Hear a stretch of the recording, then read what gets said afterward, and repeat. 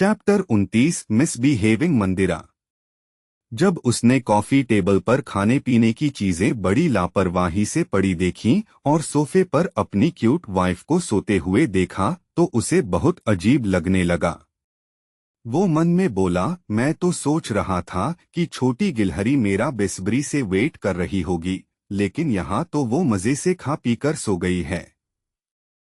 और मैं पहली बार अपनी मीटिंग को इतनी जल्दी खत्म करके आया। मुझे क्या पता था मुझे मेरी एक्सपेक्टेशंस से उल्टा ही नजारा मिलेगा। तभी उसकी नजर तिया स्कर्ट पर पड़ी। तिया जो सो रही थी उसे बिल्कुल भी होश नहीं था कि उसकी स्कर्ट ऊपर सरक गई थी जिससे उसकी थाई दिख रही थी। अश्वत्थ को ये देखकर बहुत गुस्सा आया कि तिया को इस बात का बिल्कुल भी सेंस नहीं है। उसने जल्दी से उसकी स्कर्ट को ठीक किया और उसके गाल थपथपाकर उसे जबरदस्ती नींद से जगाया। तिया बड़ी मुश्किल से उठी और जब उसने अश्वत्थ को देखा तो हड़बड़ाकर सोफे पर उछलकर खड़ी हो गई और बोली, गुड मॉर्निंग। तो अश्वत्थ आंखें चढ़ाते हुए बोला, तुम खा पीकर यहाँ पर सो रही हो? तो तिया बड़ी मासूमियत से बोली, सॉरी सर, खाना खाने के बाद नींद आ गई थी। अश्वत्थ बोला, जाकर अपना हुलिया ठीक करो। फिर तिया जल्दी से बाथरूम में चली गई और खुद को ठीक किया और वापस आई। अश्वत्थ ने उसके आने तक कॉफी टेबल साफ करवा लिया था। अश्वत्थ अपनी चेयर पर बैठा था और तिया को ही घूर रहा था। तिया तो डर ही गई थी। अश्वत्थ ने उसे हाथ से अपने पास आने का इशारा किया। तिया मन में बोली, मुझे खा पीकर सोना नहीं चाहिए था, अब हो गया ना बेड़ा गर्क। और वो डरते हुए अश्वत्थ के पास गई। अश्वत्थ ने अपने लंबे हाथों से उसकी कमर को पकड़ लिया और उसे अपनी गोद में बिठाया। तिया मन ही मन भगवान से प्रे कर रही थी कि अश्वत्थ उसे कोई पनिशमेंट ना दे दे या फिर उससे उसका 1 करोड़ का कर्जा ना मांग ले। वो मन में बोली, अगर इन्होंने 1 करोड़ मांगे तो मैं कहाँ से लाकर दूंगी, मेरे पास तो 1 फूटी कौड़ी भी नहीं है। हे भगवान, ये मुझसे पैसे ना मांगे। और अपने होठों को लटका दिया जैसे अश्वत्थ ने उसे बहुत बड़ी पनिशमेंट दे दी हो। अश्वत्थ बोला, दादाजी ने बताया कि तुम्हारे पास ग्रैंड ऑक्शन में रखने के लिए कोई पेंटिंग्स नहीं है। तिया ने जब ये सवाल सुना तो उसकी जान में जान आई और वो बोली, पेंटिंग्स तो बहुत सारी हैं पर वो सब मेरे घर में हैं, मैंने स्टोर रूम में छिपा कर रखी हैं। जब ये बात अश्वत्थ ने सुनी तो उसे एमआर अग्रवाल पर बहुत गुस्सा आया। उसने अपना फोन निकाला और सेल्वन को कॉल किया और बोला, तुरंत अग्रवाल हाउस जाओ और स्टोर रूम से सारी पेंटिंग्स लेकर आओ। अगर उस घर में रहने वाली तिकड़ी रोकने की कोशिश करे तो उन्हें अच्छे से समझा देना। तिया को अश्वत्थ की बात समझ में नहीं आई। वो उसे कंफ्यूजन में देखने लगी पर सेल्वन को सारी बात समझ आ गई थी। वो 10 गार्ड्स लेकर अग्रवाल हाउस चला गया। अश्वत्थ ने फोन टेबल पर रखा और तिया उसे कंफ्यूज होकर देख रही थी। अश्वत्थ ने उसे देखा और बोला, क्या तुम नहीं चाहती कि तुम्हारी सारी पेंटिंग्स दुनिया देखे? तो तिया अपना सिर खुजाते हुए सोचने लगी। अश्वत्थ मन में बोला, ये तो ऐसे सोच रही है जैसे मैंने बहुत बड़ा कॉम्प्लिकेटेड क्वेश्चन पूछ लिया हो। और उसने तिया के फोरहेड पर टैप करते हुए बोला, इसमें इतना सोचने वाली क्या बात है, तुम्हारा ड्रीम है ना अपनी मॉम की तरह बनना। तो तिया उसे हैरान होकर देखने लगी। वो मन में बोली, इन्हें कैसे पता चला कि मेरा ड्रीम मेरी माँ की तरह बनना है?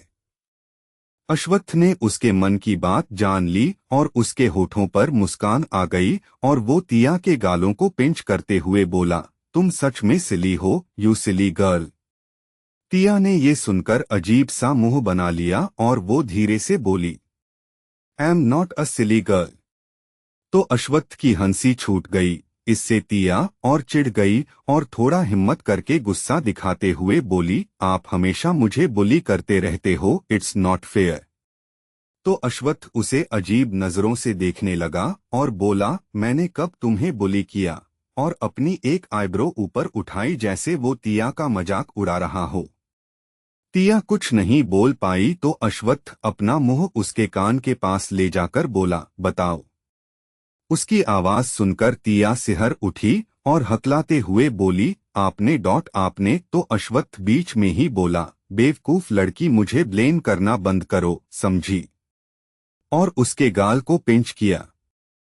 तिया उसे घूरने लगी। तभी सेक्रेटरी राव अंदर आया। दरअसल वो अश्वत्थ को इन्फॉर्म करने आया था कि उसे एक और मीटिंग अटेंड करनी है जिसके लिए वो लेट हो रहा है। पर जब उसने अपने बॉस की गोद में बैठी लड़की को देखा और अपने बॉस को देखा तो उसे पछतावा होने लगा कि वो कुछ देर बाद क्यों नहीं आया। उसने अश्वत्थ के जवाब का वेट नहीं किया और बोला, I am really sorry CEO, और बाहर जाने के लिए पीछे मुड़ा। तिया भी एम्बेरस्ड फील कर रही थी। वो भी उठने की कोशिश कर रही थी पर अश्वत्थ ने उसे उठने ही नहीं दिया। अश्वत्थ बोला, रुको। तो राव रुक गया और उनकी तरफ पलटा और उसने नजरें नीचे झुका ली। वो हैरान था कि सीईओ किसी लड़की के साथ इतने अच्छे से भी पेश आ सकते हैं। और उन्होंने तो सीधे अपनी वाइफ को अपनी गोद में बिठा रखा था। उसे बड़ा अजीब लग रहा था। उनका सीईओ एक ऐसा इंसान था जिसकी जिंदगी में कोई लड़की नहीं थी। वो किसी वैरागी इंसान की तरह था जिसे लड़कियों से कोई मतलब नहीं था, बस उसे अपने बिजनेस से ही मतलब था। उसके सेक्रेटरी, मैनेजर सब लड़के ही थे। वो भी उसे गे ही समझता था। उसे लगता था कि अश्वत्थ को लड़कों में दिलचस्पी है, पर ये देखने के बाद उसकी सोच बदल गई। अश्वत्थ बोला, कोई प्रॉब्लम है? तो राव बोला, सीईओ आप मीटिंग के लिए लेट हो रहे हैं। तो अश्वत्थ ने अपनी रिस्ट वॉच देखी और बोला, ठीक है जाओ मैं आता हूं। फिर राव ये सुनते ही रफूचक्कर हो गया और अश्वत्थ ने फाइनली तिया को छोड़ा। तिया खड़ी हो गई और अश्वत्थ भी, पर अश्वत्थ ने जाने से पहले तिया को उसकी कमर से पकड़ा और उसे उठाकर अपनी चेयर पर बिठा दिया। तिया हैरान होकर देख रही थी। अश्वत्थ बोला, मेरे आने तक यहीं बैठे रहना, इधर उधर जाने की कोई जरूरत नहीं है। अगर तुम बोर होने लगो तो यहाँ पर तुम्हारे लिए कुछ ब्लैंक पेपर्स और कलर्स है, तो तुम ड्राइंग्स कर सकती हो, पेन भी है, कुछ लिख भी सकती हो या फिर चाहो तो बुकशेल्फ से कोई बुक पढ़ सकती हो। तो तिया ने टेबल पर एक फाइल जैसा डॉक्यूमेंट देखा। अश्वत्थ ने उसी में बहुत सारे ब्लैंक पेपर्स और कलर पेंसिल्स रखवाए थे। तिया ने हाँ में सिर हिलाया। फिर अश्वत्थ उसके सिर को सहलाते हुए बोला, अगर कुछ चाहिए हो तो मेरे इंटरकॉम से ऑर्डर दे देना। तिया बोली, हाँ। फिर अश्वत्थ चला गया और तिया एक डिसिप्लिन स्कूल गर्ल की तरह चुपचाप चेयर में बैठी रही। तिया ने अपने फोन में गेम खेलना शुरू कर दिया। वो रॉयल प्रिंसेस रन खेल रही थी। काफी देर तक गेम खेलने के बाद वो बोर होने लगी। फिर उसने अपना फोन रखा और वो फाइल खोली जिसमें ब्लैंक पेपर्स थे। उसने कलर पेंसिल्स के पैकेट को खोला और फिर एक ब्लैंक पेज पे ड्राइंग करने लगी। वो स्केच बना रही थी, वो भी अपने हस्बैंड का। वो पूरी कंसंट्रेशन के साथ स्केच बना रही थी। तब तक लंच टाइम हो गया था।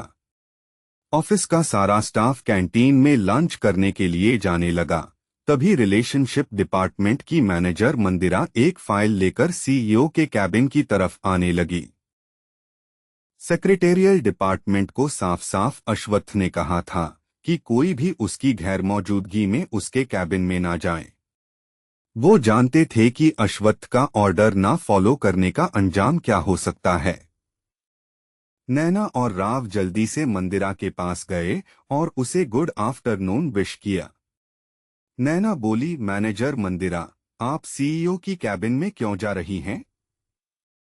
आपको पता है ना उन्हें बिल्कुल पसंद नहीं कि कोई उनके बुलाए बिना उनके कैबिन में जाए। तो मैनेजर मंदिरा, जो किसी एक्ट्रेस से कम खूबसूरत नहीं थी, वो हंसते हुए बोली, सेक्रेटरी नैना, शायद तुम भूल रही हो, सीईओ को बाकियों का इस तरह आना पसंद नहीं। मेरा है और मैं तो काम से आई हूँ। तो राव बोला, सीईओ तो मीटिंग रूम में है, आप कैबिन में क्या करेंगी? तो मंदिरा बोली, ऑफ कोर्स वेट करूंगी। नैना और राव ने उसे रोकने की बहुत कोशिश की, लेकिन मंदिरा ने उनकी एक नहीं सुनी और अंदर चली गई। मंदिरा की फैमिली का स्टेटस बहुत बड़ा था, वो भी हाई सोसाइटी से बिलोंग करती थी और वो अश्वत्थ को बहुत पसंद करती थी। उसका दिल जीतने के लिए ही उसने आर्यन कॉरपोरेशन को ज्वाइन किया था। जैसे ही मंदिरा अंदर गई उसकी नजर तिया पर पड़ी। तिया ने उसे अंदर आते हुए नहीं देखा, वो तो स्केच बनाने में लगी थी। मंदिरा ने जब अश्वत्थ की चेयर पर एक लड़की को बैठे देखा और एक डॉक्यूमेंट फाइल के पेपर पर पेंसिल से कुछ करते देखा तो उसे बहुत गुस्सा आया। ये बात सबको पता थी कि अश्वत्थ की वाइफ आई है, पर रिलेशनशिप डिपार्टमेंट वालों को इस बात की बिल्कुल भी खबर नहीं थी। मंदिरा गुस्से में चिल्लाकर बोली, हाउ डेयर यू, तुम हो कौन और तुम्हारी हिम्मत कैसे हुई प्रेसिडेंट अश्वत्थ की चेयर में बैठकर उनकी इम्पोर्टेंट फाइल के साथ खेलने की? जब तिया ने आवाज सुनी तो वो एकदम से चौंक गई और उसने सिर उठाकर देखा। मंदिरा उसे देखकर बोली, दिखने में तो तुम कोई कॉलेज की लड़की लगती हो, तुम्हारी इतनी औकात कि तुम सीईओ की चेयर पे बैठो, चलो खड़ी हो। तिया डर गई थी, वो उठ ही रही थी कि उसे अश्वत्थ की बात याद आई कि चेयर से बिल्कुल नहीं उठना है। वो वापस बैठ गई। मंदिरा खुद आगे बढ़ी तिया को चेयर से उठाने के लिए। उसे बहुत गुस्सा आ रहा था कि उसके कहने पर भी तिया चेयर से नहीं उठ रही थी। वो उसका हाथ पकड़कर उसे चेयर से खींचते हुए बोली, तुम हो कौन जो प्रेसिडेंट की चेयर पर बैठी हो? अगर उसकी कोई फ्रेंड भी हो तो क्या तुम्हें ये नहीं पता कि जब अश्वत्थ को ये बात पता चलेगी कि तुम उसकी गैरमौजूदगी में उसकी चेयर पर बैठी थी और उसके फाइल में पेंसिल से कुछ उटपटांग ड्राइंग्स बना रही थी, तो वो कितना गुस्सा होगा? क्या तुम बेवकूफ हो जो एक इम्पोर्टेंट फाइल के पेपर में ये सब कर रही हो? क्या तुम्हें इतनी भी समझ नहीं है? क्या तुम अंधी हो? उसके चिल्लाने से तिया को भी गुस्सा आ रहा था कि वो लड़की उस पर ऐसे क्यों चिल्ला रही है। राव और नैना जो बाहर थे, उन्हें कुछ समझ नहीं आ रहा था क्योंकि अश्वत्थ का कैबिन साउंड प्रूफ था। मंदिरा तिया को खींचकर चेयर से बाहर निकालने की कोशिश करने लगी। तिया ने टेबल को कसकर पकड़ रखा था और मंदिरा उसे खींच रही थी। मंदिरा को बहुत गुस्सा आया और वो बोली, यू ब्लडी बिच, तेरी इतनी हिम्मत, मैं आर्यन कॉरपोरेशन से तुझे धक्के मार के बाहर निकलवाऊंगी, अपने आप को समझती क्या है तू? और तिया को धक्के के साथ छोड़ा, जिससे तिया टेबल से टकरा गई और उसके कमर में टेबल बहुत जोर से लगा। वो दर्द से तड़प उठी और उसने अपनी कमर को पकड़ा। मंदिरा ने इसी बात का फायदा उठाया और तिया को चेयर से खींच के खड़ा कर दिया और फिर उसे खींचते हुए कैबिन से बाहर ले आई। जब राव और नैना ने ये देखा तो उनके पैरों तले जमीन निकल गई, वो डर से जम गए। राव मन में बोला, मैनेजर मंदिरा अपने साथ साथ हमें भी ले डूबेंगी क्या? क्या उसे इतनी सेंस नहीं है कि जिस लड़की के साथ वो ऐसा कर रही है वो सीईओ की कौन हो सकती है? नैना डरते हुए बोली, मैनेजर मंदिरा आप क्या कर रही हैं, आपको पता भी है? तो मैनेजर मंदिरा बोली, ये काम जो मैं कर रही हूँ तुम लोगों को करना चाहिए। ये मैडम दिखने में तो किसी हाई सोसाइटी की नहीं लगती, लेकिन इसकी इतनी औकात की सीईओ की चेयर पर बैठी थी और तो और सीईओ की इम्पोर्टेंट फाइल में कलर पेंसिल से ड्राइंग कर रही थी। क्या तुम लोगों को नहीं पता इसकी वजह से तुम लोगों के साथ क्या हो सकता था? सीईओ तुम सब पर अपना गुस्सा निकालते। तो नैना राव का शर्ट खींचते हुए उसे धीरे से बोली, सीईओ सर ने ही मुझे उस फाइल में ढेर सारे ब्लैंक पेपर और कलर्स रखने को कहा था। मैनेजर मंदिरा की वजह से क्या हम कंपनी से निकाले तो नहीं जाएंगे? क्या होगा मंदिरा का अंजाम जब अश्वत्थ को पता लगेगा कि तिया के साथ की गई इस बदतमीजी के बारे में? क्या करेगी तिया मंदिरा के साथ इस बेइज्जती के बदले?